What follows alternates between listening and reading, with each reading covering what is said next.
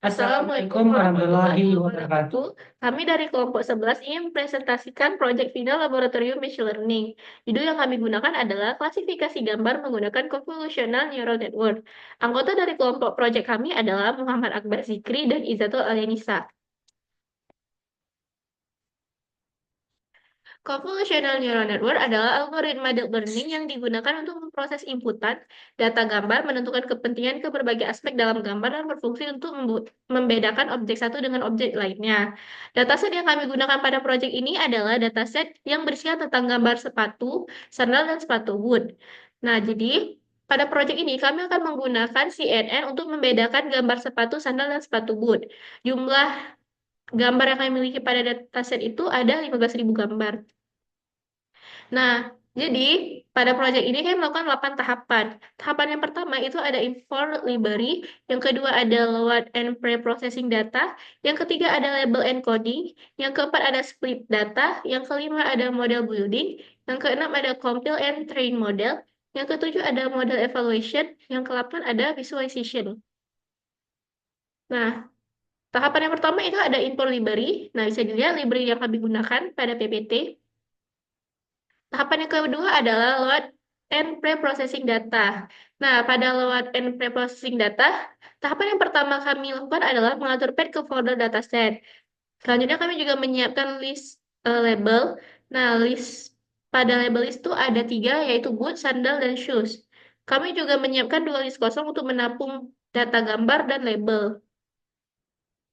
Tahapan selanjutnya pada load and pre-processing data yaitu kami meloop ke tiap folder gambar. Selanjutnya kami membaca gambar dalam format JPG.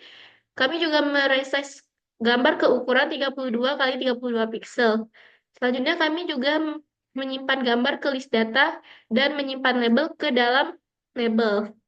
Nah, tahapan selanjutnya adalah kami menormalisasi gambar dengan membaginya ke 255 dan mengonversi ke array NumPy. Nah, bisa dilihat shape data yang kami gunakan itu ada 15.000 data dengan tinggi gambar 32 lebar gambar dengan 3 jumlah channel warna. Nah, channel warna yang kami gunakan tuh merah, hijau, biru atau biasa disebut RGB.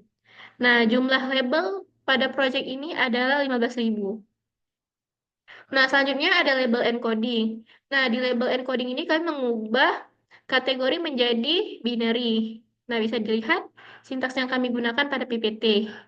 Nah, pada output terlihat ada angka 0 dan 2. Maka, label yang kami gunakan pada project ini itu ada 0, 1, dan 2. Selanjutnya ada split data. Nah, pada split data ini kami membagi data menjadi data training dan data testing. Pada project ini kami menggunakan persentase data testing 10% dan data training 90%. Nah, bisa dilihat ukuran data train yang kami gunakan itu 13.500 dengan tinggi gambar 32, lebar gambar 32, dan 3 channel warna. Nah, pada data testing, jumlah gambar yang kami gunakan itu ada 1.500 dengan 32 tinggi gambar, 32 lebar gambar, dan 3 channel warna. Untuk selanjutnya akan dipresentasikan oleh kawan saya. Apa selanjutnya itu model breeding. Pada model breeding ini, kami menggunakan model CNN dengan model sequential. Maksudnya tuh, model yang kami gunakan itu disusun layarnya tuh secara berurutan. Di mana pada baris kedua terdapat input layar. Di mana pada input layar ini, kami menginput sebuah gambar dengan ukuran 32 kali 32 pixel dengan 3 ukuran warna. Selanjutnya, pada baris ketiga, kami menggunakan convolutional layer pertama. Maksudnya tuh, kami menggunakan 32 filter dengan ukuran 2 kali 2 dengan menggunakan padding stem. Tujuan dari penggunaan padding stem ini agar ukuran output tetap sama dengan ukuran input. Selanjutnya, fungsi aktivasi yang kami gunakan yaitu ReLU. Tujuan dari fungsi aktivasi ReLU ini ialah untuk membuat model itu menjadi non-linear.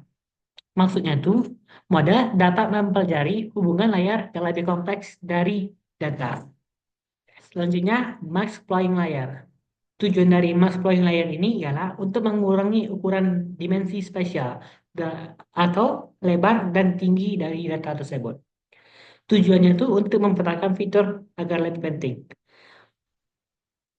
Selanjutnya itu uh, kita menggunakan convolutional yang kedua agar data yang sebelum itu lebih kompleks lagi. Begitupun dengan mask point yang kedua.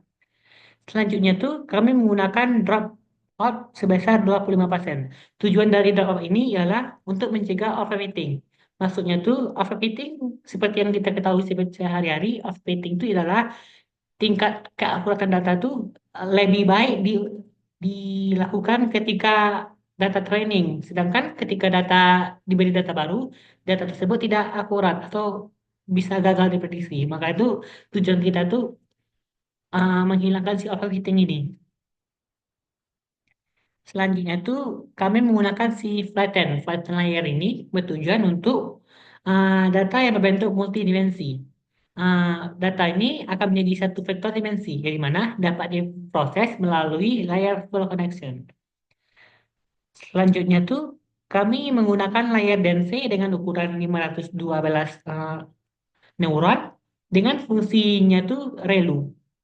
Tujuannya tuh untuk memproses hasil ekstraksi fitur dari layar sebelumnya dan menyusun kombinasi fitur untuk membantu klasifikasi. Selanjutnya, kami menggunakan drop-off sebesar 50% yang diterapkan di sini, di mana tujuan ini untuk mengurangi ada kemungkinannya overfitting. Dan yang terakhir, kami menggunakan layar dengan ukuran 3 neuron dengan activation-nya itu SOCMAT. Tujuannya itu ialah untuk data kami ini kan terdapat 3 data, yaitu sepatu, sandal, dan boot. Maka itu kami menggunakan 3 dengan activation-nya itu SOCMAT. Activation SOCMAT itu untuk multilinear. Sedangkan ketika kami memiliki 2 data, kami cukup menggunakan sigmoid. Next. Nah, berikut hasil yang didapatkan dari urutan dari sekuensialnya. Dapat dilihat pada PPT tersebut. Next, tahapan selanjutnya ialah compile and train model. Pada compile and train model ini, kami akan menentukan hyperparameter. Tujuan dari penentuan hyperparameter ini ialah parameter yang kita tentukan itu sebelum, sebelum proses training yang akan dimulai. Pada hyperparameter ini, kami menggunakan learning rate itu sebesar 0,001. Tujuan kami menggunakan sebesar 0,01 itu agar data itu belajar secara pelan-pelan. Karena jika kami menggunakan lebih besar dari itu, maka data itu bakalan belajar secara cepat dan dia tidak akan stabil. Dan uh, pada laporan kami ini, kami menggunakan 3 kali perulangan atau 3 kali epoch, di mana iterasi yang kami lakukan itu kan sebanyak 3 kali.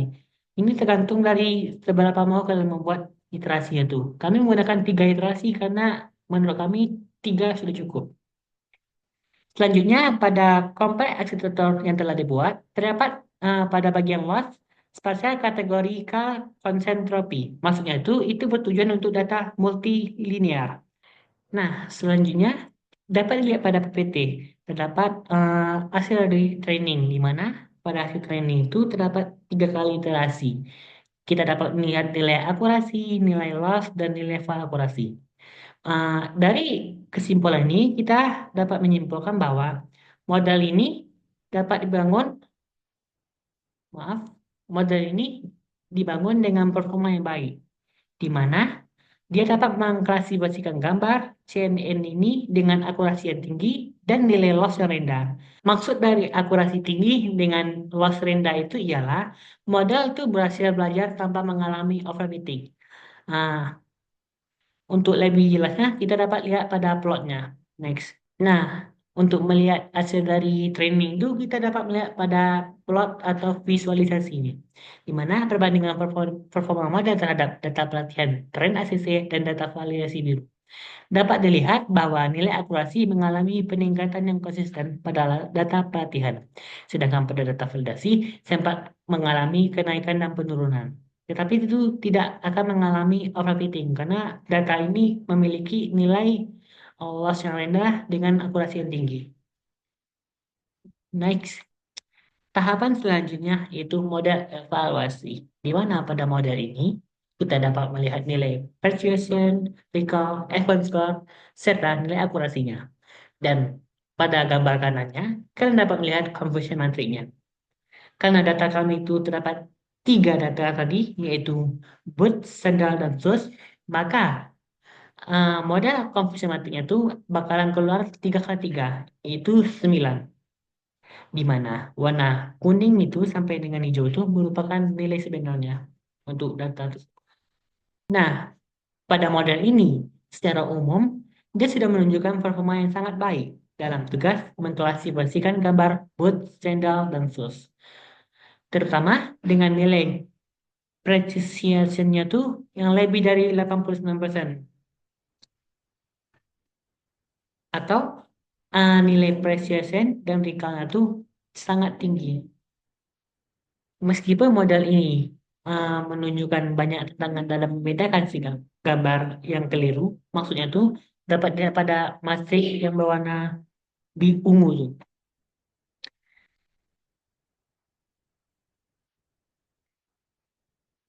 Terlihat dari matrik tersebut uh, ada beberapa jumlah model yang keliru seperti 19, 2, 7, 3, 12 sampai 52. Itu keliru diklasifikasikan.